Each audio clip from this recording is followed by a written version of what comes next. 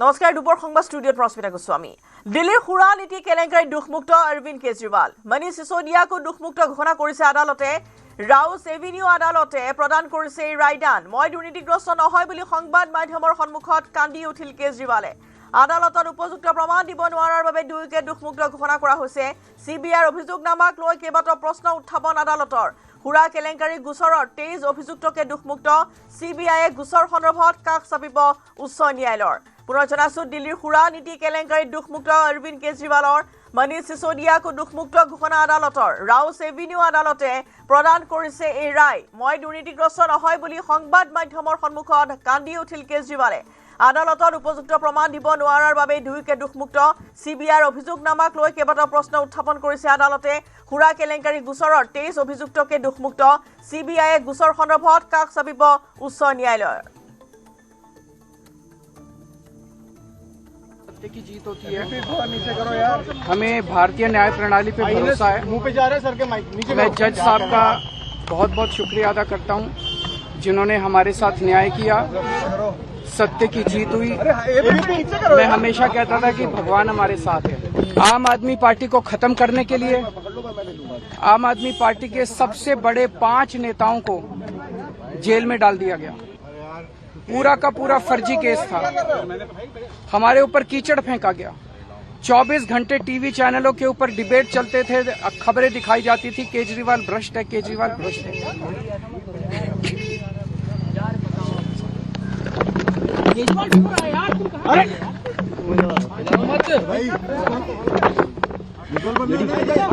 हो गया संभालिए सर अपने आप संभालिए हिम्मत सर पीछे लाओ मत भाई पानी दो पानी केजरीवाल भ्रष्ट नहीं है मैंने केवल अपनी जिंदगी में ईमानदारी कमाई है इन्होंने झूठा केस लगाया और आज ये साबित हो गया कोर्ट ने कहा है कि केजरीवाल कट्टर ईमानदार है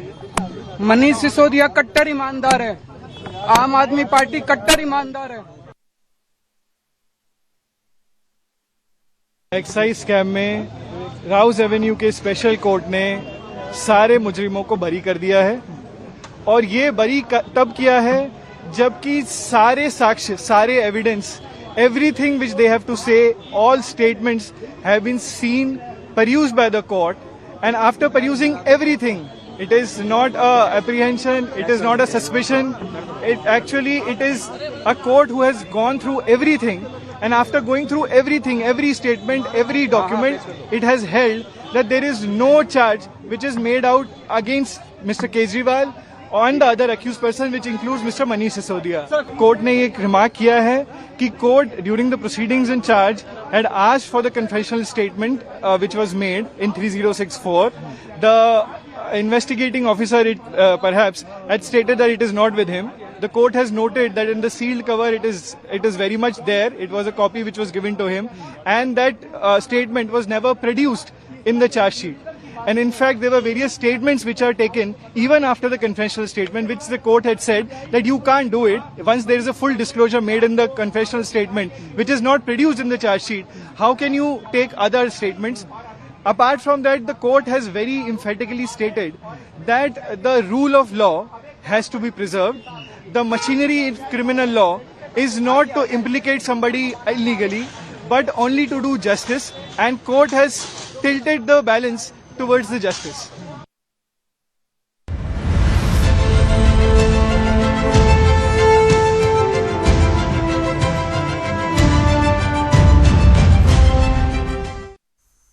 কাইলৈৰ পৰা বিজেপিৰ জন আশীৰ্বাদ যাত্ৰা 9 মাৰ্চলৈ অসমৰ বিভিন্ন প্ৰান্তত বিজেপিয়ে চলাব জন আশীৰ্বাদ যাত্ৰা মুখ্যমন্ত্ৰী হিমন্ত বিশ্ব শৰ্মাই ভাগ ল'ব জন আশীৰ্বাদ যাত্ৰাত ৰাজ্যৰ সমষ্টি চলিব জন আশীৰ্বাদ যাত্ৰা বিজেপি নেতা বিধায়ক মন্ত্ৰীসকলে ভাগ ল'বলগীয়া জন আশীৰ্বাদ যাত্ৰাৰ সময়ত ৰাইজৰ মতামত আৰু পৰামৰ্শ সংগ্ৰহ কৰা হ'ব পৰৱৰ্তী সময়ত ৰাইজৰ মতামত পৰামৰ্শৰ ভিত্তিত বিজেপি দলে প্ৰস্তুত কৰিব নিৰ্বাচনী ইস্তাহাৰ আৰু নিৰ্বাচনৰ ৰণনীতি আজিৰ পৰা বৈশিষ্ট্যৰ বিজেপিৰ মুখ্য কাৰ্যালয় বাজপেয়ী ভৱনৰ পৰা জন আশীৰ্বাদ যাত্ৰাৰ বাবে বিভিন্ন জিলালৈ বাহনসমূহে যাত্ৰা কৰিব কাইলৈৰ পৰা আৰম্ভ হ'ব জন আশীৰ্বাদ যাত্ৰা শোণিতপুৰ জিলাৰ বৰচলা, ঢেকিয়াজুলি, তেজপুৰ, ৰঙাপাৰা আৰু নদুৱাৰ সমষ্টিত জন আশীৰ্বাদ যাত্ৰা কৰিব বিজেপি দলে। মুখ্যমন্ত্ৰী হিমন্ত বিশ্ব শৰ্মাই ভাগ ল'ব এই জন আশীৰ্বাদ যাত্ৰাত। ৰাজ্যৰ ৩৫টা সমষ্টিত 9 মাৰ্চলৈকে হ'ব জন আশীৰ্বাদ যাত্ৰা। আৰু জন আশীৰ্বাদ যাত্ৰাৰ বাবে সাজু হৈছে বৰচলাবাসী। ঢেকিয়াজুলিত কাইলৈ পুৱা 9 বজাত জন আশীৰ্বাদ যাত্ৰা আৰম্ভ কৰিব মুখ্যমন্ত্ৰীয়ে। 15 নম্বৰ ৰাষ্ট্ৰীয় পথেৰে বৰচলা বিধানসভা সমষ্টিত প্ৰৱেশ কৰি প্ৰায় 2 ঘণ্টা সময় অনুষ্ঠিত কৰিব ৰোড শ্ব'। পথৰ কাষে কাষে দলীয় কৰ্মী আৰু সমৰ্থকসকলে মুখ্যমন্ত্ৰীক আদৰণি জনাবলৈ ব্যাপক প্ৰস্তুতি গ্ৰহণ কৰা পৰিলক্ষিত হৈছে।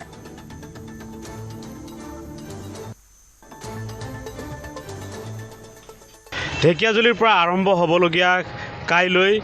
মুখ্যমন্ত্ৰীৰ যি জন আশীৰ্বাদ যাত্ৰাৰ বাবে বৰচলা সমষ্টিৰ বিজেপিৰ কৰ্মকৰ্তা আৰু ৰাইজ সাজু হৈ পৰিছে। কিয়নো কাইলৈ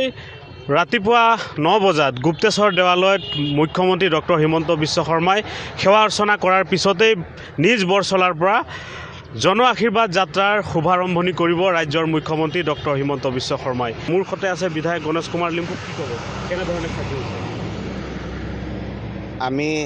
মাননীয় মুখ্যমন্ত্ৰী যি জন আশীৰ্বাদ যাত্ৰা আৰম্ভ হ'ব, মোৰ সমষ্টিত আমি মাননীয় মুখ্যমন্ত্ৰীক আদৰিবৰ কাৰণে সকলো সমাজৰ সকলো শ্ৰেণীৰ মানুহ প্ৰস্তুত হৈ আছে। আৰু বিশেষকৈ বৰচলা সমষ্টিৰ এই যিটো নেশ্যনেল হাইৱে প্ৰায় 22 কিলোমিটাৰ মাননীয় মুখ্যমন্ত্ৰীৰ কনভয় বা ৰথযাত্ৰা ইফালেদি যাব। সেইকাৰণে আমি কেইবাটাও স্থানত মাননীয় মুখ্যমন্ত্ৰী মহোদয়ক আদৰাৰ ব্যৱস্থা কৰিছোঁ। যেনেকৈ ডাঙাবস্তিৰ পৰা আমি আৰম্ভ কৰিম, তাৰপাছত বেলচিৰি হ'ব, তাৰপাছত দ্বিতীয় আমাৰ ঠেলামাৰা মেইন স্পট হ'ব। ইয়াত প্ৰায় 2 কিলোমিটাৰ মানুহৰ সমাগম থাকিব। আৰু ইয়াত আমি সৰুকৈ এখন সভা অথবা সাংস্কৃতিক কালচাৰ প্ৰগ্ৰাম আমি কৰাৰ বিচাৰিছোঁ। ইয়াত অলপ সময় ৰখিব আৰু মানে 2-3 মিনিট এটা তেখেতে স্পীচো দিব। নিশ্চয়কৈ এয়া আছিল বৰচলাৰ বিধায়ক গণেশ কুমাৰ লিম্বু। আৰু বৰচলা সমষ্টিত প্ৰায় 2 ঘণ্টা সময় মুখ্যমন্ত্ৰীগৰাকীয়ে ইয়াতে ৰোড শ্ব' কৰিব। বৰচলাৰ ডাঙাবস্তিৰ পৰা 9 আলিলৈকে মুখ্যমন্ত্ৰীগৰাকীয়ে ইয়াতে ৰোড শ্ব' কৰিব। আৰু কেইবা ঠাইতো মুখ্যমন্ত্ৰীগৰাকীয়ে নিজৰ বক্তব্য খুব কম সময়ৰ ভিতৰতে তেখেতে দাঙি ধৰিব। আৰু ইয়াৰ অংশৰূপে বিভিন্ন ঠাইত এনেধৰণে পেণ্ডেল নিৰ্মাণ কৰা হৈছে, য'ত বিভিন্ন ধৰণৰ কলা কৃষ্টি আদি প্ৰদৰ্শন কৰিব। আৰু এই ঠাইসমূহত মুখ্যমন্ত্ৰীগৰাকীয়ে কিছু সময় তেখেতে ৰখি বক্তব্য ৰাখিব ৰাইজৰ উদ্দেশ্যে। আৰু মই দেখুৱাইছোঁ এয়া 15 নম্বৰ ৰাষ্ট্ৰীয় ঘাইপথত মুখ্যমন্ত্ৰীৰ যি জন আশীৰ্বাদ যাত্ৰা কাইলৈ 9 বজাৰ পৰা আৰম্ভ হ'ব। আৰু ইয়াক লৈ বৰচলা বিধানসভা সমষ্টিটো সম্পূৰ্ণৰূপে সাজু হৈ পৰা পৰিলক্ষিত হৈছে। দিনৰ প্ৰায় 1 বজাত বৰচলা সমষ্টিত প্ৰৱেশ কৰিব মুখ্যমন্ত্ৰীৰ জন আশীৰ্বাদ যাত্ৰা কাৰ্যসূচী। তিতাবৰ বিধানসভা সমষ্টিৰ অলিয়ে গলিয়ে কংগ্ৰেছৰ সময় পৰিৱৰ্তন যাত্ৰা। প্ৰদেশ কংগ্ৰেছৰ সভাপতি গৌৰৱ গগৈৰ নেতৃত্বত বৰহুলা সনোৱাল কছাৰী ৰাজহুৱা প্ৰেক্ষাগৃহৰ পৰা তিতাবৰ টাউন হৈ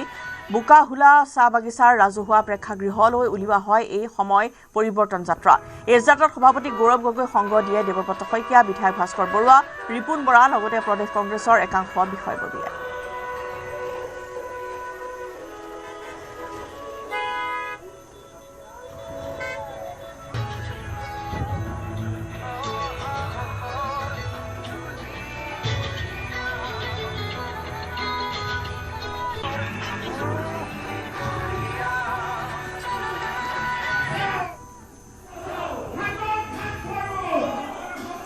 আৰু এয়া কংগ্ৰেছৰ সময় পৰিৱৰ্তন যাত্ৰা। তিতাবৰ বিধানসভা সমষ্টিৰ দৃশ্য দেখুৱাইছোঁ। অলিয়ে গলিয়ে এতিয়া কংগ্ৰেছৰ এই যাত্ৰা। প্ৰদেশ কংগ্ৰেছৰ সভাপতি গৌৰৱ গগৈৰ নেতৃত্বত বৰহুলা সোণোৱাল কছাৰী ৰাজহুৱা প্ৰেক্ষাগৃহৰ পৰা তিতাবৰ টাউন হৈ বোকাহুলা চাহ বাগিচাৰ ৰাজহুৱা প্ৰেক্ষাগৃহলৈ এই সময় পৰিৱৰ্তন যাত্ৰা উলিওৱা হয়। এই যাত্ৰাত সভাপতি গৌৰৱ গগৈ সংগ দিছে দেৱব্ৰত শইকীয়া, বিধায়ক ভাস্কৰ বৰুৱা, ৰিপুণ বৰা, লগতে প্ৰদেশ কংগ্ৰেছৰ একাংশ বিষয়ববীয়াই।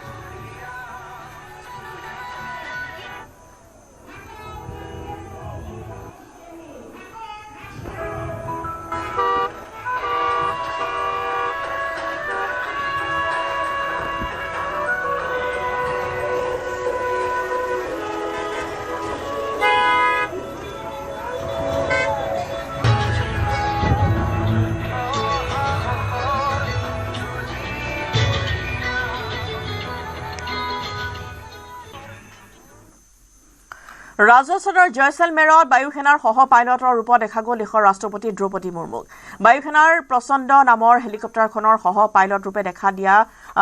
গৈছে ৰাষ্ট্ৰপতিগৰাকীক প্ৰায় 25 মিনিট ধৰি বায়ুসেনাৰ হেলিকপ্টাৰত পৰিভ্ৰমণ কৰিছে দ্ৰৌপদী মুৰ্মুৱে বিমান যাত্ৰা সম্পূৰ্ণ কৰাৰ পিছত ৰাষ্ট্ৰপতিয়ে বায়ুসেনাৰ বিষয়া আৰু জোৱানসকলৰ সৈতে মত বিনিময় কৰে হেলিকপ্টাৰত উঠিয়ে বায়ুসেনাৰ কেইবাটাও ঘাটি পৰিদৰ্শন কৰে দ্ৰৌপদী মুৰ্মুৱে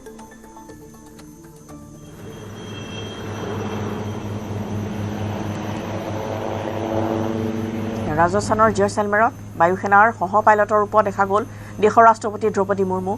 বায়ুসেনাৰ প্ৰচণ্ড নামৰ হেলিকপ্টাৰখনৰ সহ পাইলট ৰূপে দেখিবলৈ পোৱা যায় দেশৰ ৰাষ্ট্ৰপতিগৰাকীক প্ৰায় 25 মিনিট ধৰি বায়ুসেনাৰ হেলিকপ্টাৰত পৰিভ্ৰমণ কৰিছে দ্ৰৌপদী মুৰ্মুৱে বিমান যাত্ৰা সম্পূৰ্ণ কৰাৰ পিছতে ৰাষ্ট্ৰপতিয়ে বায়ুসেনাৰ বিষয়া আৰু জোৱানসকলৰ সৈতে মত বিনিময় কৰিছে হেলিকপ্টাৰত উঠিয়ে বায়ুসেনাৰ কেইবাটাও ঘাটি তেওঁ পৰিদৰ্শন কৰে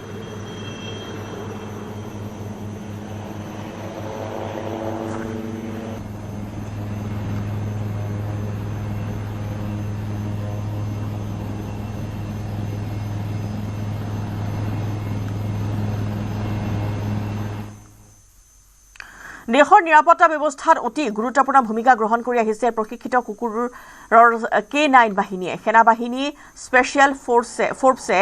NSG কমাণ্ডো CISF আৰক্ষীকে ধৰি ভিন্ন নিৰাপত্তা সংস্থাসমূহৰ অবিচ্ছেদ্য অংগ হৈ পৰিছে প্ৰশিক্ষিত কুকুৰৰ K9 বাহিনী যোৰহাটৰ অসম ৰাইফলছৰ ডগ ট্ৰেইনিং চেণ্টাৰত গৃহ মন্ত্ৰণালয়ৰ অধীনত অনুষ্ঠিত বিশেষ সেমিনাৰ য'ত অংশগ্ৰহণ কৰিছে দেশৰ আগশাৰীৰ বহু সংখ্যক নিৰাপত্তা বাহিনীৰ বিষয়াই দেশৰ বিভিন্ন K9 প্ৰশিক্ষণ প্ৰতিষ্ঠানসমূহৰ অংশগ্ৰহণেৰে অনুষ্ঠিত হৈছে সৰ্বভাৰতীয় পৰ্যায়ৰ 7ম ৰাষ্ট্ৰীয় আৰক্ষী K9 সেমিনাৰ অচিৰে K9 ইউনিটৰ সৈতে ড্ৰোন তথা অন্যান্য উন্নত প্ৰযুক্তি সংযোগ কৰা সন্দৰ্ভত গুৰুত্ব আৰোপ কৰা হৈছে সেমিনাৰত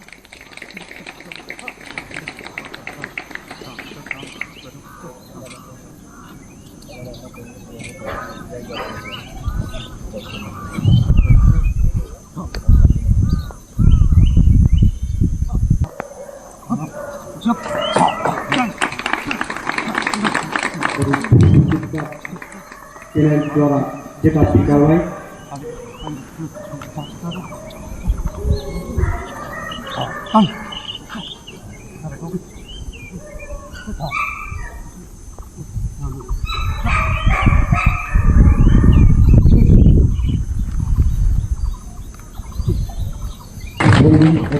और डिसिप्लिन की बात को ग्राउंड के मध्य में बताते हैं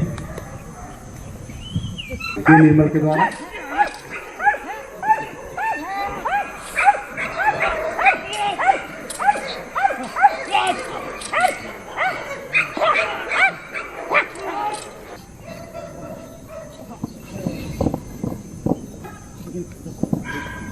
Scott! Samdak! Remote!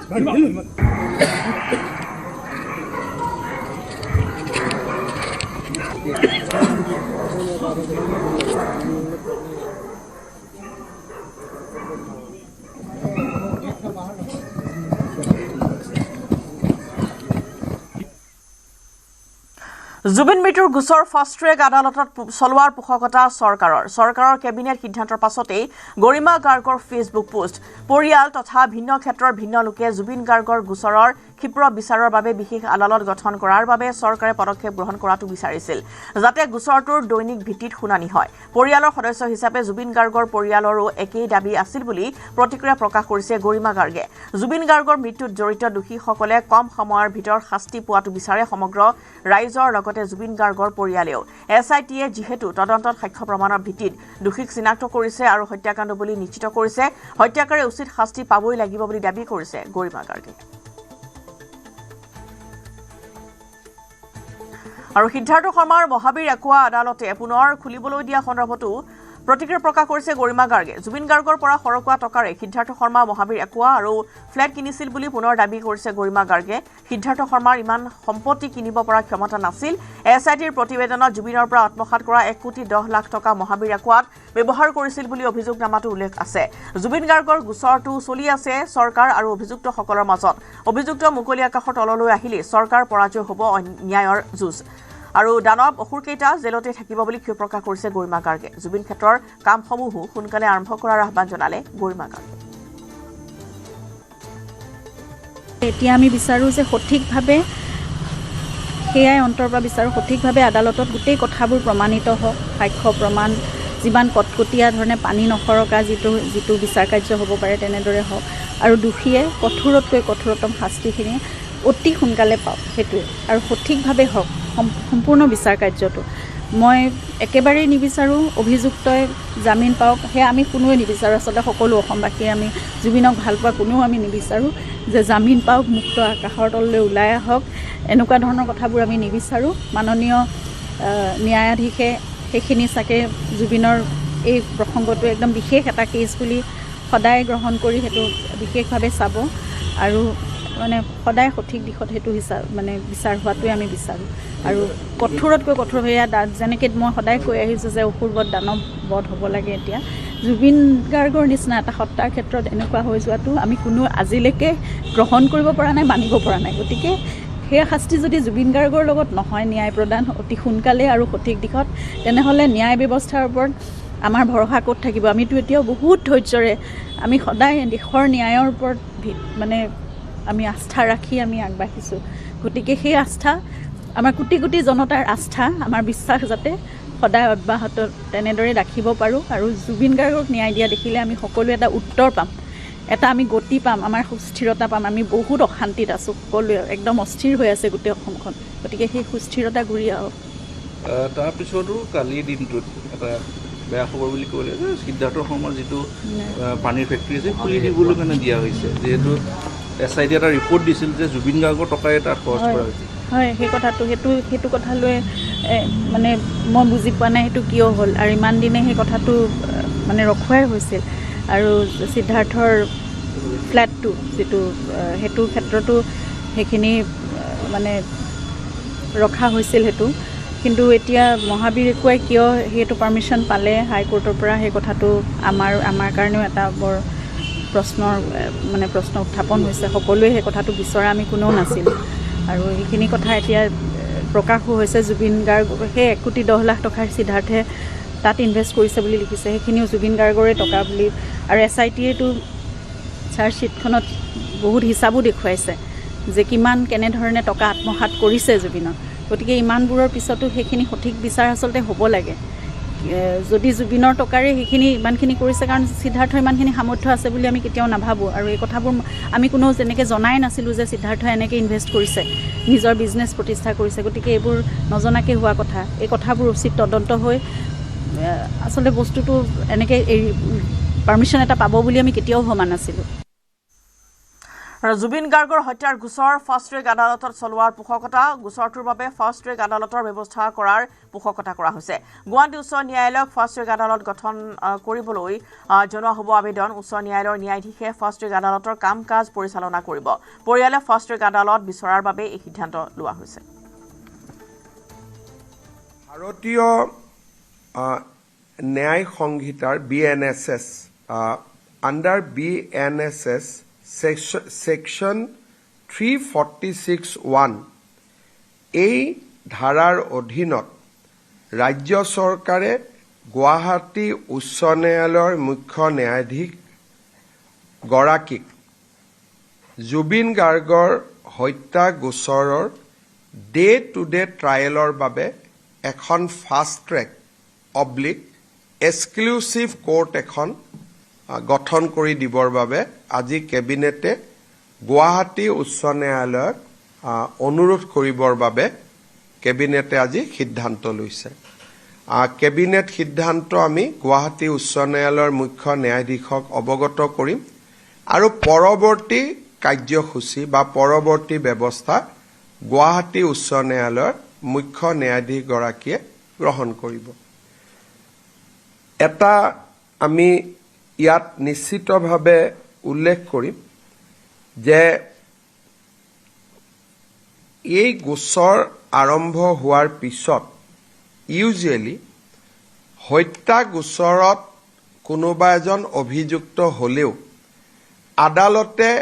বিচাৰ চলি থাকিলে 3-4 মাহত অভিযুক্তসকলক জামিন দিয়ে কিন্তু বৰ্তমানৰ যিখন কোৰ্টত এই গোচৰটো চলি আছে আমি দেখা পাইছোঁ যে বৰ্তমানৰ ন্যায়াধীশ গৰাকীয়ে এজনো অভিযুক্তক আজিলৈকে বেল দিয়া নাই সেইকাৰণে চৰকাৰৰ ধাৰণা আছিলে যে বৰ্তমানৰ ন্যায়াধীশগৰাকীৰ হাততে গোচৰটো থাকিলে ন্যায়ৰ প্ৰক্ৰিয়া নিশ্চিতভাৱে সুৰক্ষিত হ'লহেঁতেন কিন্তু আগতে আমি এটা কথা ঘোষণা কৰি থৈছিলোঁ যে এই গোটেই ঘটনাৰ ক্ষেত্ৰত পৰিয়ালে যি বিচাৰে আমি তাকেই কৰিম যিহেতু পৰিয়ালে ৰাজহুৱাভাৱে ফাষ্ট ট্ৰেক বা এক্সক্লুচিভ কোৰ্টৰ কথা কৈছে সেইকাৰণে আমাৰ মতামতক আমি দূৰত ৰাখি আমি এই ঘটনাটোক বা এই বিচাৰ প্ৰক্ৰিয়াক ফাষ্ট ট্ৰেক কোৰ্টত বা এক্সক্লুচিভ কোৰ্টত আমি দিবৰ বাবে সিদ্ধান্ত গ্ৰহণ কৰিছোঁ গণশিল্পী ৰাজীৱ শদিয়াৰ পত্নীলৈ চৰকাৰী চাকৰি উপাসনা বকলিয়াল গগৈলৈ তৃতীয় বৰ্গৰ চাকৰি তিনিচুকীয়া জিলাত প্ৰদান কৰিব তৃতীয় বৰ্গৰ চাকৰি ৰাজ্য চৰকাৰৰ কেবিনেটত গ্ৰহণ কৰা হৈছে এই সিদ্ধান্ত পুনৰ জনাইছো গণশিল্পী ৰাজীৱ শইকীয়াৰ পত্নীলৈ চৰকাৰী চাকৰি উপাসনা বকলিয়াল গগৈলৈ তৃতীয় বৰ্গৰ চাকৰি দিয়া হৈছে তিনিচুকীয়া জিলাত প্ৰদান কৰা হ'ব তৃতীয় বৰ্গৰ চাকৰি ৰাজ্য চৰকাৰৰ কেবিনেট বৈঠকত লোৱা হৈছে এই সিদ্ধান্ত আপোনালোকৰ মনত আছে 2025 চনৰ যিমান দূৰ মোৰ মনত পৰে 2025 চনৰ 13 জানুৱাৰী তাৰিখে আমাৰ সংগীতানুষ্ঠান প্ৰদৰ্শন কৰি থাকোঁতে ৰাজীৱ শদিয়াৰ মৃত্যু হৈছিল আজি কেবিনেটে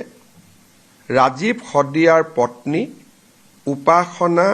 বকলিয়াল গগৈক তিনিচুকীয়া জিলাত অসম চৰকাৰৰ তৃতীয় বৰ্গৰ চাকৰি এটা দিয়াৰ বাবে সিদ্ধান্ত গ্ৰহণ কৰিছে অৰ্থাৎ ৰাজীৱ শদিয়াৰ সংগীত জগতৰ প্ৰতি থকা অৱদানক স্বীকৃতি প্ৰদান কৰি ৰাজ্য চৰকাৰে তেওঁৰ পত্নীক এটা গ্ৰেড 3 পোষ্ট দিবৰ বাবে সিদ্ধান্ত গ্ৰহণ কৰিছে আমি যিমান পাৰো চেষ্টা কৰিম যাতে মডেল কোড অফ কণ্ডাক্টৰ আগতে যাতে এপইণ্টমেণ্টটো দিব পাৰো আজি কেবিনেটে তাত মঞ্জুৰি প্ৰদান কৰিছে আৰু কেবিনেটৰ সিদ্ধান্তৰ পিছতে মুখ্যমন্ত্ৰীক ধন্যবাদ জ্ঞাপন কৰিছে ৰাজীৱ শদিয়াৰ পত্নীয়ে উপাসনা বকলিয়াল গগৈক চৰকাৰী চাকৰি দিয়াৰ সিদ্ধান্ত 2025 চনৰ 13 জানুৱাৰীত মৃত্যু ঘটিছিল ৰাজীৱ শদিয়াৰ তৃতীয় বৰ্গৰ কৰ্মচাৰী হিচাপে নিযুক্তি দিয়া হ'ব গণশিল্পী পত্নী আজি সন্ধিয়া সংবাদ মাধ্যমৰ যোগেদি এটি খবৰ লাভ কৰিলোঁ যে অসমৰ মুখ্যমন্ত্ৰী মাননীয় ডক্টৰ হিমন্ত বিশ্ব শৰ্মাদেৱে কেবিনেট বৈঠকত এটি কথা ঘোষণা কৰিছে যে মোক তিনিচুকীয়া জিলাত এটি তৃতীয় বৰ্গৰ চৰকাৰী স্থায়ী নিযুক্তি প্ৰদান কৰা হ'ব বুলি খবৰটো পাই মনত যথেষ্টখিনি সকাহ অনুভৱ কৰিছোঁ যিহেতু যোৱা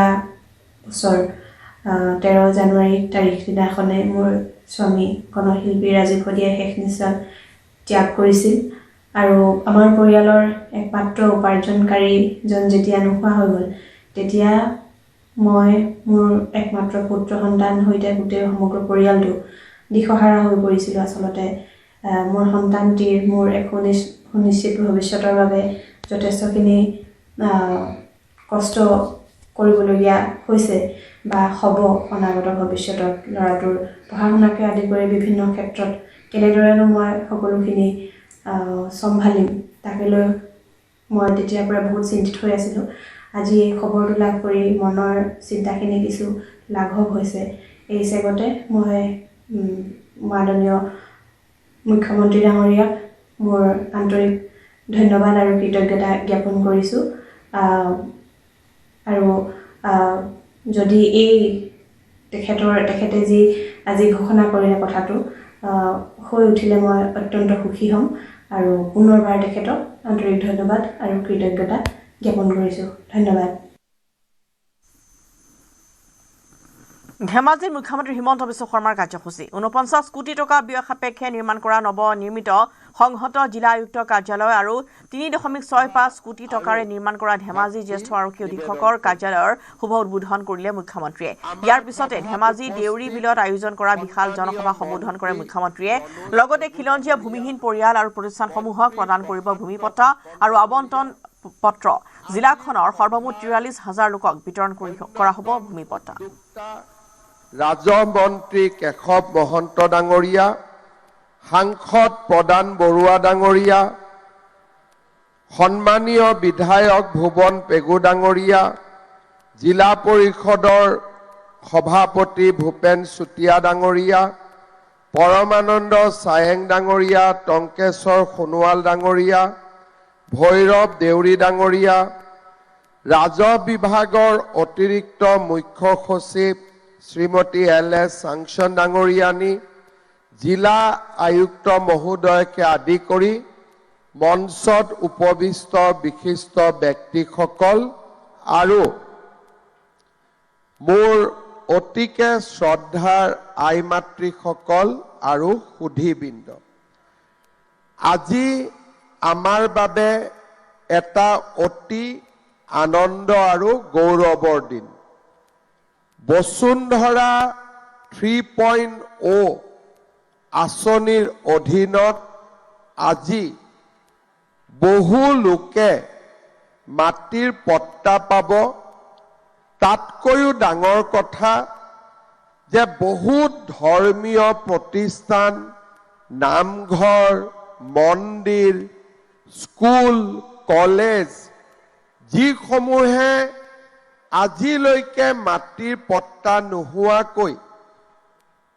চলি আছিলে তেওঁলোককো আজি আমি মাটিৰ পট্টা দিব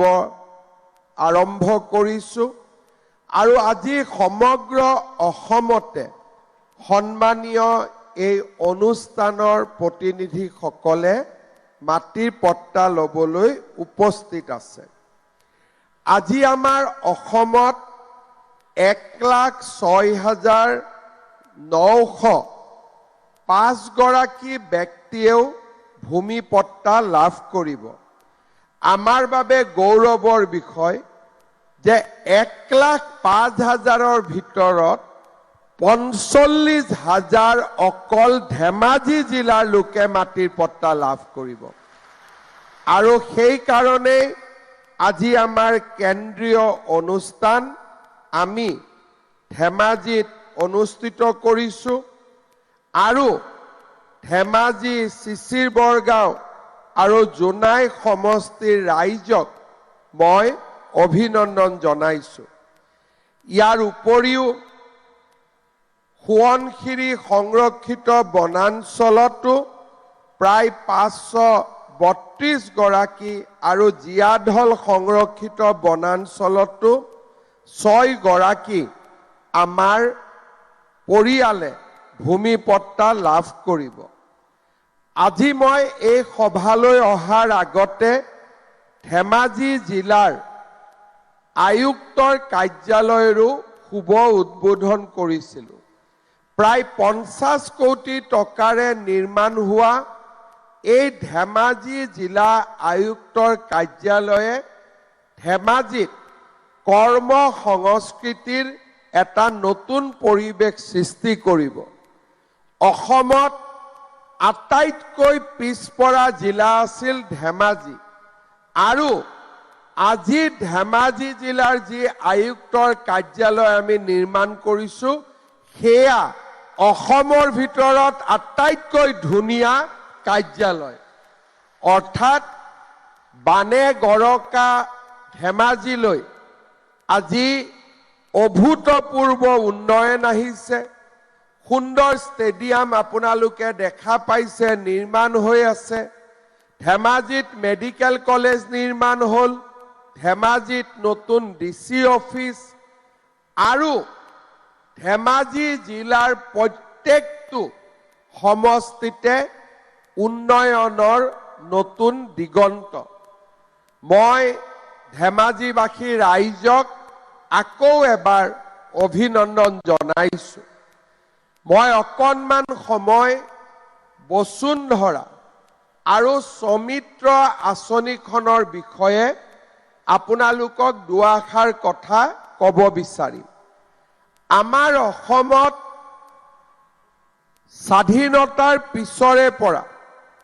ভূমিৰ পট্টা প্ৰদান কৰা যিটো ব্যৱস্থা তাক কোনো চৰকাৰে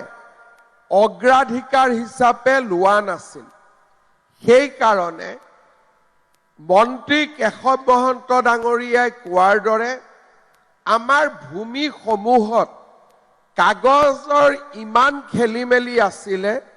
যে পাহাৰৰ মাটিকো জলাতক বুলি লিখি দিয়া হৈছিলে। অৰ্থাৎ বহু মানুহে চেষ্টা কৰিও ভূমিৰ পট্টা ল'ব পৰা নাছিলে। একচনীয়া পট্টাৰ কিনা বেচা হৈ থাকে, কিন্তু যেতিয়া কিবা কাৰণত ভূমিৰ কাগজ বিচাৰে আমাৰ পৰিয়ালসমূহে দিব নোৱাৰে। ল'ৰা ছোৱালী ডাঙৰ হয়, পঢ়া শুনাৰ কাৰণে বেংক লোনৰ প্ৰয়োজন হয়, মানুহৰ হাতত ভূমিৰ কাগজ নাথাকে। আৰু ভূমিৰ কাগজ নথকাৰ কাৰণে পৰিয়ালৰ ভিতৰতেই কাজিয়া পেচাল লাগে। একেটা মাকৰ দুটা সন্তানৰ মাজত কেতিয়াবা কাজিয়া লাগি পৰিয়ালবোৰ বিচ্ছেদ হৈ যায়। আৰু কেতিয়াবা কিছুমান টকা থকা অথচ যাৰ নৈতিক কম আছে তেওঁলোকে মানুহৰ মাটি আদি দখল কৰাৰ কামতো লাগি গৈছিলে। আমি চৰকাৰ গঠন কৰি আৰম্ভ কৰিছিলোঁ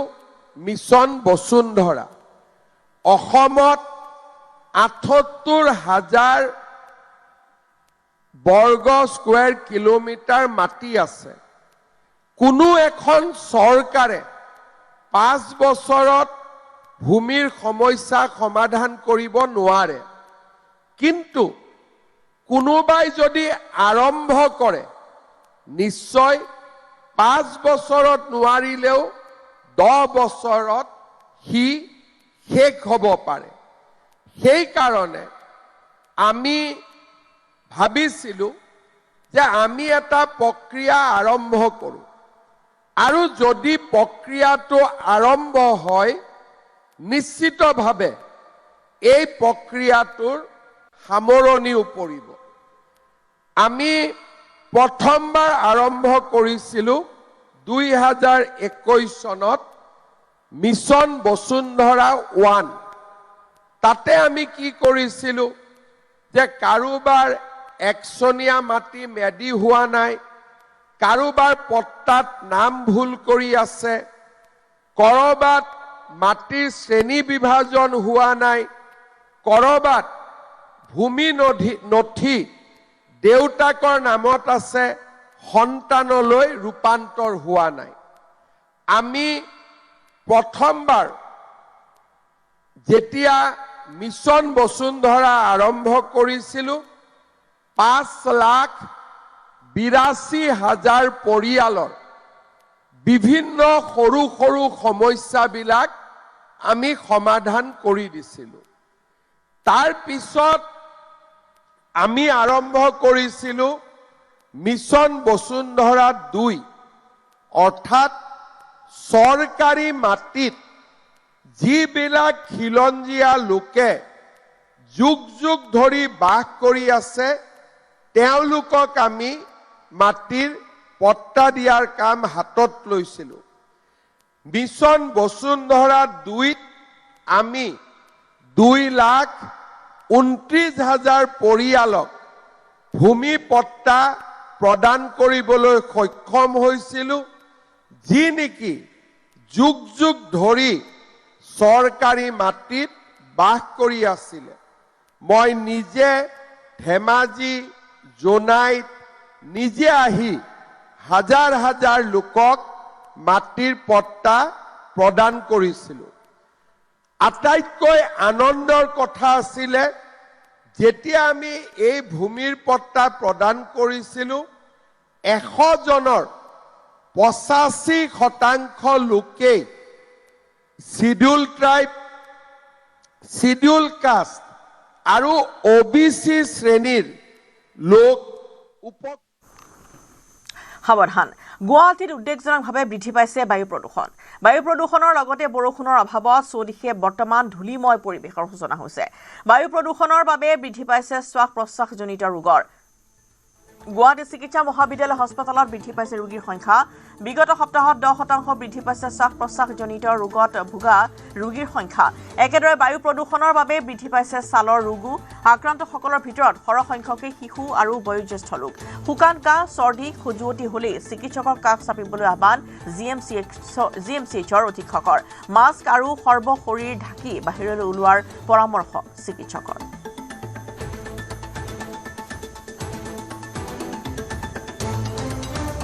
OPDত বহুত পেচেণ্ট আহিছে মেইনলি আমাৰ মেডিচিন OPD আৰু পালমনাৰী OPDত বহুত পেচেণ্ট আহিছে মেইনলি আমাৰ মেডিচিন OPD আৰু পালমনাৰী OPD আমাৰ যিহেতু এটা পালমনাৰী ডিপাৰ্টমেণ্টো আছে আমাৰ পালমনাৰী OPDতো পেচেণ্ট আহে মেইন পেচেণ্টবিলাক আহে আপোনাৰ ধৰক এতিয়া বহুত দিন বৰষুণত পৰা নাই সেইকাৰণে বায়ুত মানে বহুতখিনি মানে ছাছপেণ্ডেড ডাষ্ট পাৰ্টিকলছ বহুত আছে আৰু তো সেইখিনিৰ কাৰণে উশাহ নিশাহ যেতিয়া লোৱা যায় তে আমাৰ মানে হাওঁফাওঁত যিহেতু সোমাই যায় সেইখিনি সময়ত আমাৰ কিছুমান এলাৰ্জিক ৰিয়েকশ্যন হয় বা স্কিনৰ ৰিয়েকশ্যন হয় স্কিনৰ মুখত বা হাতত য'ত এক্সপ'জ পাৰ্ট থাকে আৰু তো সেইখিনি সেনেধৰণৰ পেচেণ্ট আমাৰ বাঢ়িছে সেনেকৈ দুটা ডিপাৰ্টমেণ্টক ক'লোঁ লগতে আমি ডাৰ্মাটলজিৰ কথাও ক'লোঁ তাৰমানে স্কিন বিভাগ তাতেও বহুতখিনি পেচেণ্ট আহে এলাৰ্জিক ৰিয়েকশ্যন লৈ তো সেনেকৈ চাব গ'লে অলপমান পেচেণ্টৰ মানে সংখ্যা এইখিনি সময়ত হয় সাধাৰণতে আমাৰ মানে হোলীৰ আগে আগে সদায় বস্তুটো প্ৰত্যেক বছৰতে আমি এটা পাওঁ বৃদ্ধি এটা পোৱা সেইবাবে আমি এবাৰ দেখিছোঁ যে অলপমান বাঢ়িছে বুলি গোৱালপাৰা সোণাপুৰত পুনৰ বন বিভাগৰ উচ্ছেদৰ জাননী ম্যাদী পট্টাৰ মাটিত উচ্ছেদৰ জাননী দিয়াৰ অভিযোগ জাননী যোগে 15 দিনৰ ভিতৰত ঘৰ দুৱাৰ খালী কৰাৰ নিৰ্দেশ 1960 চনৰ পৰাই এই বাস কৰি আহিছে 80টাকৈ পৰিয়ালে দহি কটা সংৰক্ষিত বনাঞ্চলৰ ভূমি হিচাপে বন বিভাগৰ জাননী বন বিভাগক বিকল্প মাটি উপযুক্ত ক্ষতিপূৰণ দিয়াৰো দাবী পুনৰবাৰ জনাও গোৱালপাৰাৰ সোণাপুৰত পুনৰ বন বিভাগে চলালে উচ্ছেদ অভিযান আৰু জাননী ইতিমধ্যে জাৰি কৰা হৈছে উচ্ছেদ চলোৱা হ'ব অতি শীঘ্ৰেই আগন্তুক 15টা দিনৰ ভিতৰতে ঘৰ দুৱাৰ খালী কৰিবলৈ তেওঁলোকক নিৰ্দেশ দিয়া হৈছে আৰু 1960 চনৰ পৰাই এই অঞ্চলত 80টাকৈ পৰিয়ালে বাস কৰি আহিছে দহিকটা সংৰক্ষিত বনাঞ্চলৰ ভূমি হিচাপে বন বিভাগৰ এই জাননী জাৰি বিভাগক বিকল্প মাটি উপযুক্ত ক্ষতিপূৰণ দিয়াৰ এতিয়া দাবী জনোৱা হৈছে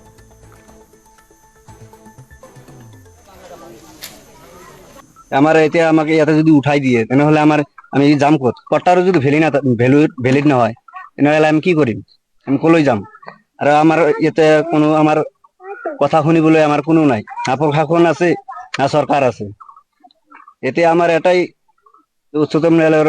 দ্বাৰস্থ হ'ব লাগিব তাৰ ওচৰত যি আশা তাৰ তাতে আছে আৰু তাৰ বাকী একো নাই আমাৰ ৬২ চনত পাট্টা হৈছে ৭৫ চনত নাকি এই ফৰেষ্ট হৈছে আর কি সেই আগতো থৈ গৈছিল 3 মাহ আগত উচ্ছেদ করছে আমাক থৈ গৈছিল পাট্টা গিলা আজি আমাক নোটিশ দিবা হৈছে আর কি যদি পাট্টা মাটি গভর্নমেন্টক লাগা হয় গভর্নমেন্টে মানে এটা টাইম পিরিয়ড ভাল এটা টাইম পিরিয়ড দিয়ে আৰু আগতীয়াকে জাননী দি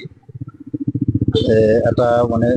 নোটিশ পিৰিয়ড ভাল এটা নোটিশ পিৰিয়ড 3 মাহ বা 6 মাহ এনেকুৱা এটা নোটিশ পিৰিয়ড দিয়ে আৰু মাটি আৰু ঘৰবাৰীৰ ক্ষতিপূৰণ দিয়ে কিন্তু ইয়াতে সেই ধৰণৰ একো দেখা পোৱা নাই ইয়াতে যোনটো আছে খালি যে ফৰেষ্টৰ মাজত পাট্টা সেই হিচাপত মানে এইবিলাক ইভেকশ্যন হ'ব বুলি দিছে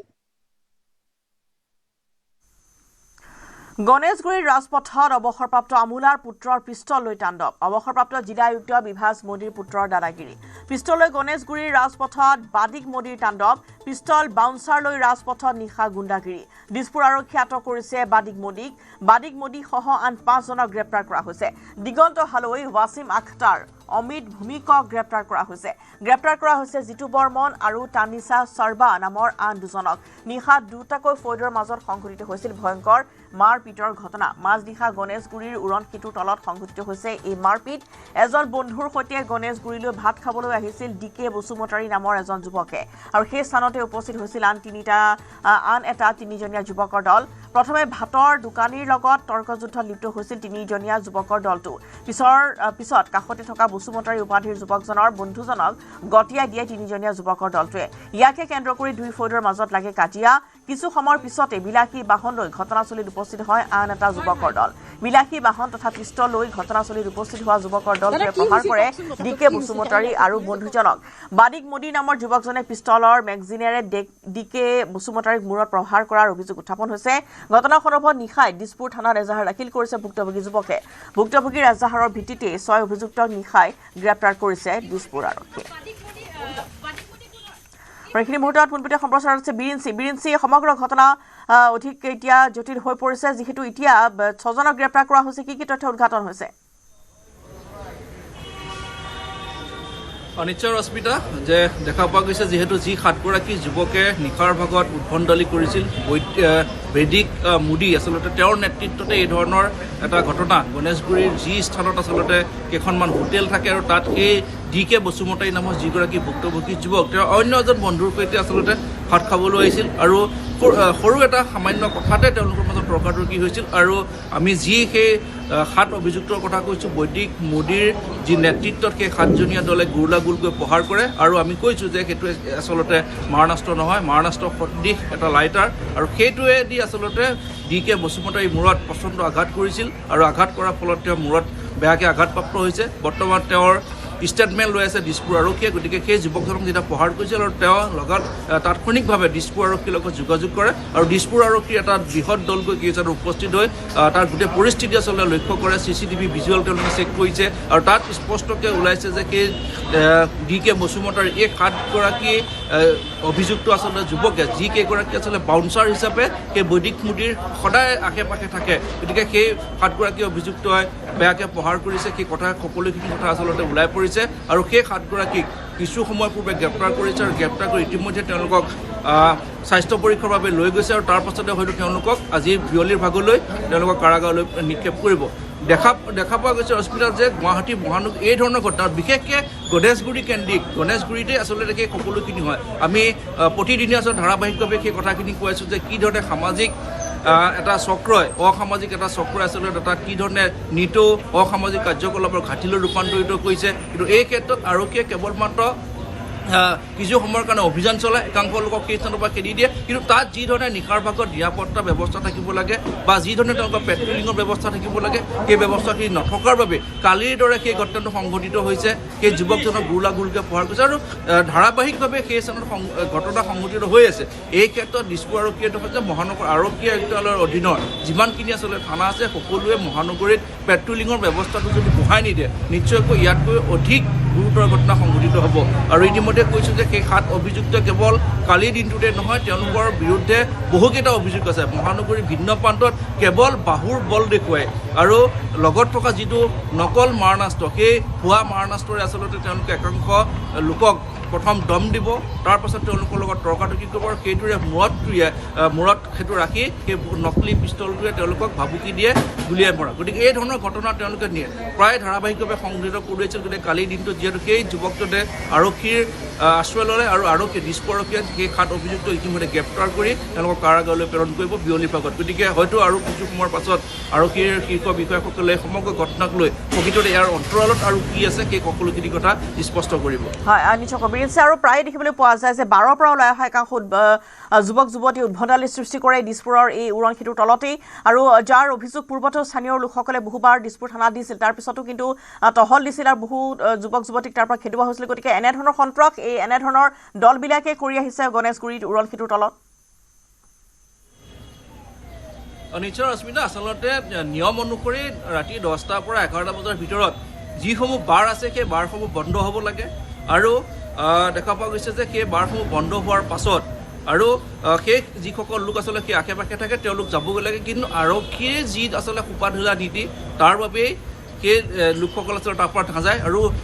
প্ৰায় 3-4 বজালৈকে তেওঁলোকে যি ধৰণে আচলতে তাত উদ্ভণ্ডালি কৰে, সেই উদ্ভণ্ডালিৰ কাৰণে একাংশ সাধাৰণ নাগৰিক অহা যোৱা কৰিব নোৱাৰা হৈ পৰে। একাংশ সাধাৰণ নাগৰিকৰ বাবে ৰাতিৰ তেওঁলোকে বিপদে আপদে ওলাই আহিলেও যেন তেওঁলোকে যথেষ্ট নিৰাপত্তাহীনতাত ভোগে আৰু যি ধৰণৰ ঘটনা কালিকে যিগৰাকী যুৱক DK বসুমতাৰী তেওঁ যিহেতু ভাত খাবৰ কাৰণে আহিছিল আৰু সেই যুৱকজনক এই 7জনীয়া যি গুণ্ডা বাহিনীৰ দলটোৱে যি ধৰণে আচলতে প্ৰহাৰ কৰিছে এই ঘটনাটোৱে যে সেই সকল লোকে যি ধৰণে এজাহাৰ দাখিল কৰিছিল দিছপুৰ থানাত যে তেওঁলোকৰ নিৰাপত্তাহীনতাত ভুগিছে এই কালিৰ ঘটনাটো ইয়াৰ অন্যতম এটা উদাহৰণ। ধন্যবাদ জোনাছ প্ৰিন্সি। খবৰ দি যাম সময় হৈছে বিৰত।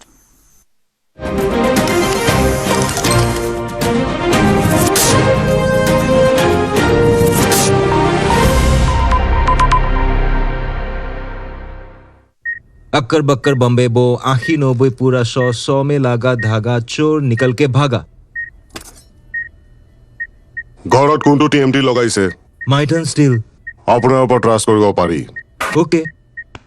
ষ্ট্ৰং মানে মাইথন ষ্টিল।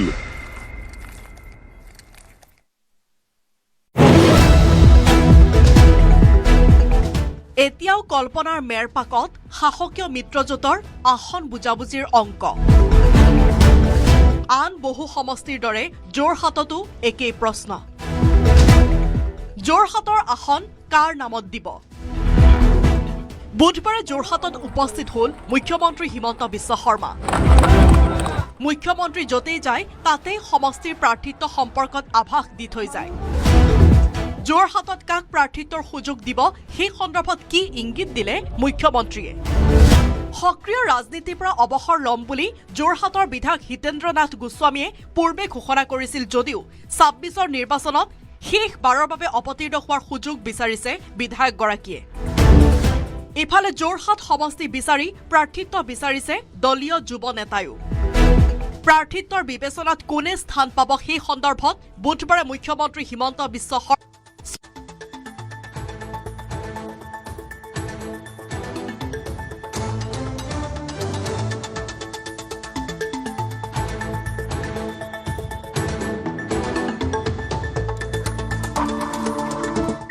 अक्कर बक्कर बम्बे बो 80-90 पूरा 100 में लागा धागा चोर निकल के भागा। ঘৰত কোনটো TMT লগাইছে? মাইটন ষ্টিল। আপোনাৰ ওপৰত ট্ৰাষ্ট কৰিব পাৰি। ওকে। ষ্ট্ৰং মানে মাইথন ষ্টিল।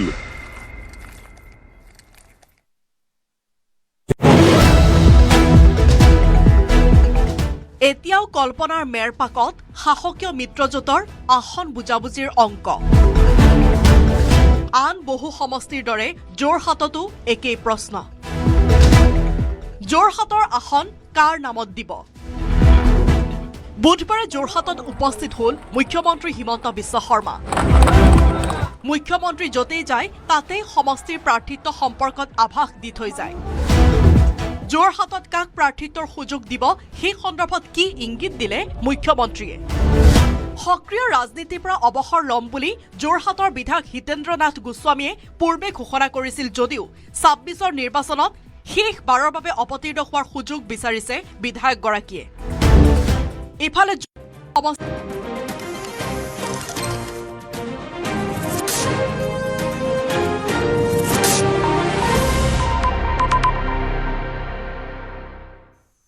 মহানগৰীৰ প্ৰবঞ্চনাৰ ভয়ংকৰ জাল। গৃহ নিৰ্মাণ কোম্পানীৰ বিৰুদ্ধে লাখ লাখ টকা আত্মসাৎ কৰাৰ অভিযোগ।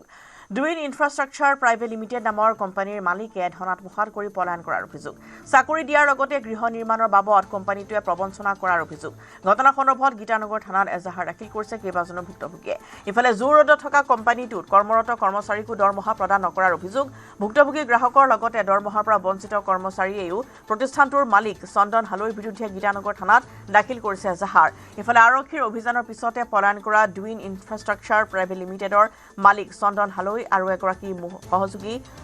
মহিলাই ইতিমধ্যেই সমগ্ৰ ঘটনাটোত লুণ্ঠন চলোৱাৰ অভিযোগ উত্থাপন হৈছে।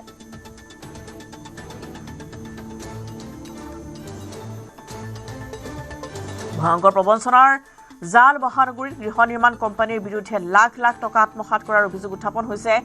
ডুইন ইনফ্ৰাষ্ট্ৰাকচাৰ প্ৰাইভেট লিমিটেড নামৰ এইটো কোম্পানীৰ মালিকে ধন আত্মসাৎ কৰি পলায়ন কৰাৰ অভিযোগ উত্থাপন হৈছে চাকৰি দিয়াৰ লগতে গৃহ নিৰ্মাণৰ বাবদ কোম্পানীটোৱে প্ৰবঞ্চনা কৰাৰ অভিযোগ উত্থাপন হৈছে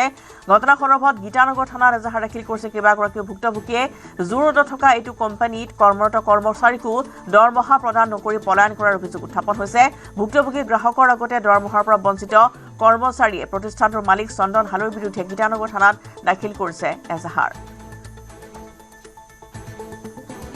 এইটো নতুন কথা নহয় তেখেতক বিচাৰি পেলাই বহুতখিনি ক্লায়েণ্টো গৈছে ক্লায়েণ্ট যোৱাৰ পাছত তেওঁ ছেইম কেতিয়াবা তেখেতে বহি থকা টেবুলখনৰ তলত লুকায় তাৰ প্ৰুফ আছে সেইবিলাকৰ চবৰ প্ৰুফ আছে মইতো একেবাৰে নৰ্মেলকৈ আছিলোঁ যে কিবা এটা হ'ব কিন্তু নাই কোম্পানীৰ আমাৰ ছিনিয়ৰবোৰে যেতিয়া আগবাঢ়িলে তো সেইটোৱে আৰু চবকে ন্যায়টো লাগে পইচাখিনি পাব লাগে 38,000 দিম বুলি কৈছিলে অকল লেটাৰত লিখি দিছিলে 38,000 দিম বুলি আৰু তেওঁলোকে কৈছিলে যেতিয়া মই জইন কৰিলোঁ চিনিয়ৰ পষ্টত দি তেওঁলোকে মোক ক'লে যে আপোনাক 6জন টিম লিডাৰ দিম 6জন টিম লিডাৰ আপুনি মেনেজ কৰিব লাগিব ইণ্টাৰভিউ লৈ আছে গোটেই মাহটো ইণ্টাৰভিউ ল'লে আজি এটাও টিম লিডাৰ দিব নোৱাৰিলে তাৰপিছত লাষ্টত কি কয় আপোনাৰ চেলছ টাৰ্গেট পূৰা হোৱা নাই সেইকাৰণে দৰমহাটো নিদিওঁ দৰমহা লিখি দিছে আৰু মানে এভৰিডে তেওঁলোকে কোন প্ৰেজেণ্ট আছে টাইমটো তেওঁলোকে নোট ডাউন কৰিছিলে তাৰপিছতো কিন্তু তেওঁলোকে চেলাৰী দিয়া নাই হালৈ ছাৰ যে চন্দন হালৈ তেওঁ আৰু তেওঁৰ লগত হয় তেওঁৱে অনাৰ হয় আৰু তেওঁ যোন এছিষ্টেণ্টজনী আছে আৰু সংগীতা হাজৰিকা বুলি তেওঁ ইয়াৰ লগত লিপ্ত হৈ আছে এইবিলাক কামত আৰু তেওঁ বহুত ছাপৰ্ট কৰে আৰু তেওঁ মানে এনেকুৱা ধৰণৰ মানে তেওঁ যি কয় এই হালৈজনে শুনে আৰু হালৈজনে যি কয় আৰু সংগীতাজনে শুনে এনেকুৱা টাইপৰ অজয় বৰ্মনক জনাব শেহতীয়া খবৰ অজয় বৰ্মন গৃহ নিৰ্মাণৰ নামত ভয়ংকৰ প্ৰবঞ্চনা আৰু সমান্তৰালভাৱে এই কোম্পানীটোৰ অধীনৰ যিসকল কৰ্মচাৰী আছে তেওঁলোককো দৰমহাৰ পৰা বঞ্চিত কৰা হৈছে বা বৰ্তমান পলায়ন কৰিছে ইয়াৰ কোম্পানীৰ স্বত্বাধিকাৰীয়ে অসুবিধা ক'ব লাগিব মহানগৰী গীতানগৰ থানাস্থিত যি জুৰুড তিনিআলি সেই জুৰুড তিনিআলিত ডুইন ইনফ্ৰাষ্ট্ৰাকচাৰ প্ৰাইভেট লিমিটেড নামৰ এটা প্ৰতিষ্ঠানৰ ওপৰত অভিযোগ উত্থাপন হৈছে দীৰ্ঘদিনীয়া অভিযোগ তেওঁলোকৰ প্ৰথমতে তেওঁলোকে ঘৰ বনোৱাৰ বাবদ তেওঁলোকে এখন ডাঙৰ বিল দিয়ে আৰু সেই বিলৰ বাবদ তেওঁলোকে পইচা লয় তাৰপিছত তেওঁলোকে ঘৰ নবনায় এই অভিযোগ আমাৰ নহয় কিন্তু ভুক্তভোগীৰ অভিযোগ আৰু আমন্ত্ৰণকৈ যদি তেওঁলোকৰ কৰ্মচাৰীসকলৰ কথা কোৱা যায় তেওঁলোকে প্ৰতিমাহে কৰ্মচাৰী তেওঁলোকৰ বদলি কৰাৰ অভিযোগ উত্থাপন হৈছে আৰু এই অভিযোগ দিছে খুব তেওঁলোকৰ তাতে কাম কৰা ডুইন ইনফ্ৰাষ্ট্ৰাকচাৰ প্ৰাইভেট লিমিটেডত কাম কৰা কৰ্মচাৰীয়ে এই অভিযোগ দিছে এজন দুজন নহয় প্ৰায় 7-8জন অভিযোগকাৰী আমি ইতিমধ্যে ভাষ্য সংগ্ৰহ কৰিছো আৰু প্ৰায় 7-8খনৰ ওপৰত এজাহাৰ এই অভিযোগকাৰী এজাহাৰ গীতানগৰ থানাত ইতিমধ্যে আছে আৰু সামন্তৰালকৈ যদি গীতানগৰ আৰক্ষী থানাৰ কথা ক'ব লাগিব গীতানগৰ আৰক্ষী থানাই তেওঁলোকৰ এই অভিযোগ লৈ কিনে যি তদন্ত সেই তদন্ত আগবঢ়াইছে কিন্তু তদন্ত কালত তেওঁ পলোৱা বুলি কথা উত্থাপন হৈছে কিন্তু যিসকল লোকে ইতিমধ্যে আমাক ভাষ্য প্ৰদান কৰিছে তেওঁলোকৰ যি কৰ্মচাৰীসকলে কিন্তু কৈছে তেওঁলোকে হয়তো কেতিয়াবা বাথৰুমত লুকাই যিজন চন্দন হালৈ ডুইন ইনফ্ৰাষ্ট্ৰাকচাৰ প্ৰাইভেট লিমিটেডৰ যি স্বত্বাধিকাৰী চন্দন হালৈ কিমান দিন ধৰি প্ৰবঞ্চনাৰ বলি হৈ আছে কৰ্মচাৰীসকল বা কিমান দিন ধৰি পলায়ন কৰি আছে চন্দন হালৈ এই যিটো ৰচিদা এই যিটো কথাটো সেই কথাৰ প্ৰায় 3 মাহ আগতে তেওঁলোকে যোৱা ডিচেম্বৰ মাহত তেওঁলোকে অভিযোগ দিছিল গীতানগৰ আৰক্ষী থানাত আৰু তাৰ পিছৰ পৰাই তেওঁৰ নিজৰ কৰ্মস্থলীত তেওঁ নাথাকা বুলি কয় তেওঁ পলায়ন কৰা বুলি কয় কিন্তু সেই স্থানতে তেওঁ থাকে কিন্তু আৰক্ষীয়ে তেওঁক বিচাৰিব পৰা নাই এই মুহূৰ্তত ৰহস্যজনক বুলি ক'ব লাগিব এজাহাৰ দিয়াৰ পিছত বা অভিযোগ দিয়াৰ পিছতে আৰক্ষীয়ে সেই স্থানলৈকে যায় যদিও আৰক্ষীয়ে তেওঁক গ্ৰেপ্তাৰ বা আটক কৰিব পৰা নাই আৰু এজন দুজন নহয় মই ইতিমধ্যে জনাইছো কেইবাজন প্ৰায় 7-8জনৰ অধিক কৰ্মচাৰী এজাহাৰ তাত আছে আৰু সামন্তৰালকৈ ক'ব লাগিব যে তেওঁ যিহেতু এটা ঘৰ বনোৱা প্ৰতিষ্ঠান আৰু ঘৰ বনোৱা প্ৰতিষ্ঠান তেওঁলোকে ঘৰ বনোৱাৰ বাবদ তেওঁলোকে পইচা লয় আৰু ঘৰ বনাই দিয়া বুলি কয় কিন্তু তেওঁলোকে যি লোকসকলৰ পৰা পইচা লৈছে ঘৰ বনোৱাৰ বাবদ সেইসকল লোকৰো তেওঁলোকে কাম নকৰাৰ ইতিমধ্যে অভিযোগ উত্থাপন হৈছে আৰু তেনেকুৱা লোকৰো এজাহাৰ ইতিমধ্যে গীতানগৰ আৰক্ষী থানাত আছে কিন্তু ক'ব লাগিব যে চন্দন হালৈয়ে এই সমগ্ৰ ঘটনাৰ লগত জড়িত নহয় তেওঁৰ লগত আন এগৰাকী যুৱতী থকাৰ কথা ইতিমধ্যে উত্থাপন হৈছে গতিকে আমাৰ এই বাতৰি আমি প্ৰচাৰ কৰিছো কিয়নো প্ৰায় 3 মাহ হ'ল আৰক্ষীৰ তাত অভিযোগ দিয়া কাৰণে এখন দুখন নহয় মই পুনৰবাৰ কৈছো 7-8খনকৈ এজাহাৰ তাত পৰিছে চন্দন হালৰ বিৰুদ্ধে আৰু চন্দন হালৰ লগত যিগৰাকী যুৱতীৰ কথা বা যিগৰাকী মহিলাৰ কথা কৈ থকা হৈছে সেই মহিলাগৰাকীৰ ওপৰতো এজাহাৰ তেওঁলোকে দিয়া হৈছে কিন্তু আজি প্ৰতি প্ৰায় 3 বা 4 মাহ হৈ গ'ল আৰু তেওঁলোকৰ কোনো ধৰণৰ আৰক্ষীয়ে তেওঁলোকক আটক কৰিব পৰা নাই সোধপোছ কৰিব পৰা নাই ঘটনাটো কোনো সমাধান সূত্ৰ উলিয়াব পৰা নাই গতিকে তেওঁলোকে সংবাদ মাধ্যমৰ ওচৰত দ্বাৰস্থ হৈছে গতিকে সংবাদ মাধ্যমৰ বাতৰিৰ যোগেদি হয়তো আৰক্ষীৰ গা লৰচৰ হৈ তেনেকুৱা এটা কথা তেওঁলোকে কৈছে ৰশ্মিতা ধন্যবাদ অজয়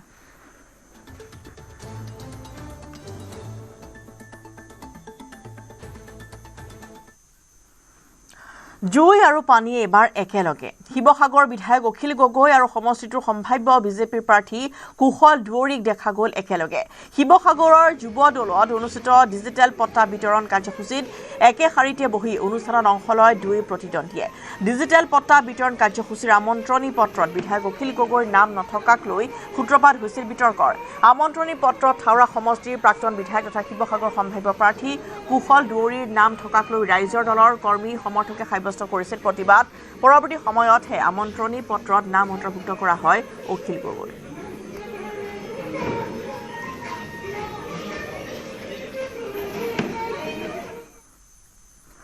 মিত্ৰতাৰ পাছতো শিৱসাগৰ সমষ্টিৰ ৰাইজৰ দলক এৰি দিব বিচৰা নাই একাংশ কংগ্ৰেছ নেতা কৰ্মীয়ে গৌৰৱ গগৈৰ নেতৃত্বত কংগ্ৰেছ সঠিক দিশত আগবাঢ়িছে বুলি দাবী কংগ্ৰেছৰ প্ৰাৰ্থিত প্ৰত্যাশী তথা প্ৰদেশ কংগ্ৰেছৰ সভাপতি গৌৰৱ গগৈৰ ঘনিষ্ঠ শুভমিত্ৰ গগৈৰ শিৱসাগৰত টিকট দিলেই সমষ্টিটো কংগ্ৰেছে দখল কৰিব বুলি দাবী সমষ্টিটোৰ 6 গৰাকী প্ৰাৰ্থিত প্ৰত্যাশীৰ ভিতৰত অন্যতম শুভমিত্ৰ গগৈৰ এই মন্তব্য শিৱসাগৰত বিজেপি দুৰ্বল বুলিও মন্তব্য কৰিলে শুভমিত্ৰ গগৈয়ে কংগ্ৰেছৰ ভেটি সমষ্টিটো সবল বুলি মন্তব্য শুভমিত্ৰ গগৈৰ লগতে তৃণমূল কৰ্মীসকলৰ